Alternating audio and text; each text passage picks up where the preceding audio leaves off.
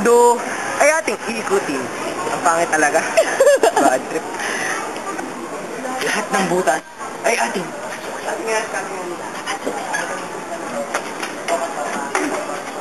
Dito sa CDAW, Camel Travels Around the World.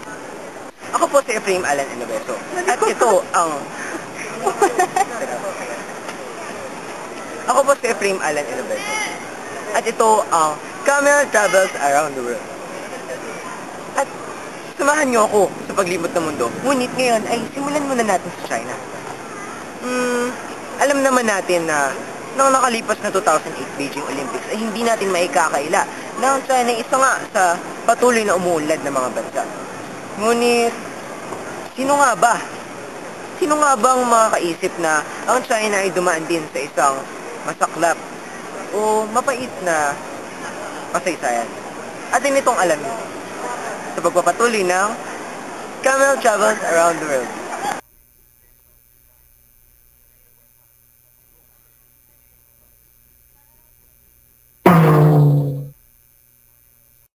Kuya, kilala niyo po ba si Mao Zedong? Hindi.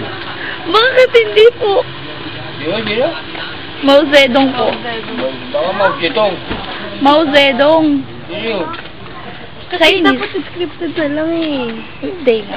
Hindi ba si Mang Sendong? China eh, pagkakagasin mo pa kami. Hindi, kilala ko si Mang Sendong. Hindi po. Mang Sendong sa kanto yun, no? Si Mao Zedong po. Hindi. Kilala niyo ba si Choy Choy? Ah, sige po, salamat na lang po. Kilala niyo po ba si Mao Zedong? Hindi po? Sige. Kilala niyo po ba si Mao Zedong? Isa po siyang komunistang leader ng China. Kilala niyo po ba siya? Sige po. Ha? Masarap po ba yan? Masarap. Ah, sige. Dami ka nakausap ko, sabi niyo. Kaya pwede po kayo ba kayong ma-interview? Kaya may kilala po ba kayong Mao Zedong? Meron o wala? Ikaw kilala mo? Hindi ko po kilala. Kilala ko po kayo po. Tinatanong ko. Baka mali. Ha? Patay tayo, lalagay tayo Ah, sige po.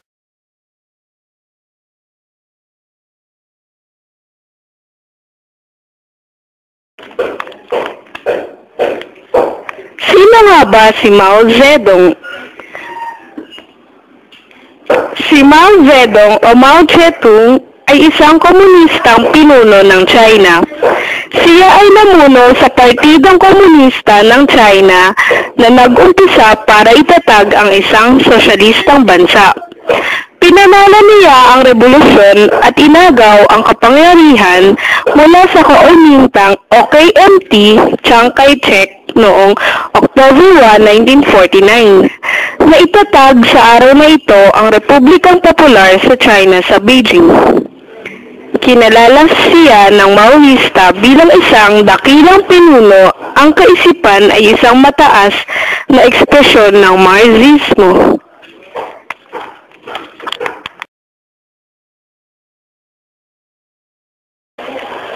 Si Mao Zedong at ang kanyang nakaraan. Si Mao ay pinanganak noong December 26, 1893 sa Shaoshan sa China. Sa gulang na 8, siya ay nagsimula ng mag-aral sa village primary school. Ngunit sa gulang na 13, siya ay huminto sa pag-aaral para makapagtrabaho sa bukid ng pamilya. Kalaunan, iniwanan niya rin ang kanilang bukid upang makapag-aral ng sekundarya sa Changsha. Noong ang Xinhai Revolution ay taliwas sa Qing Dynasty, sumali si Mao sa Revolutionary Army sa Hunan. Nang nagtapos ang gera, ay umalis siya sa army nang may namuno sa Republika ng China.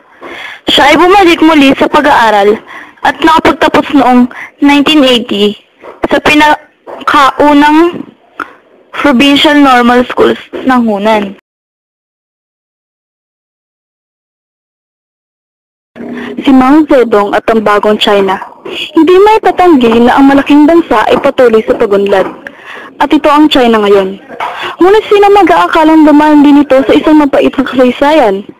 Tara, alamin natin ang naging kalagayan ng China bago nila nakamit ang kalayaan. Nagsimula ang lahat noong October 1, 1949.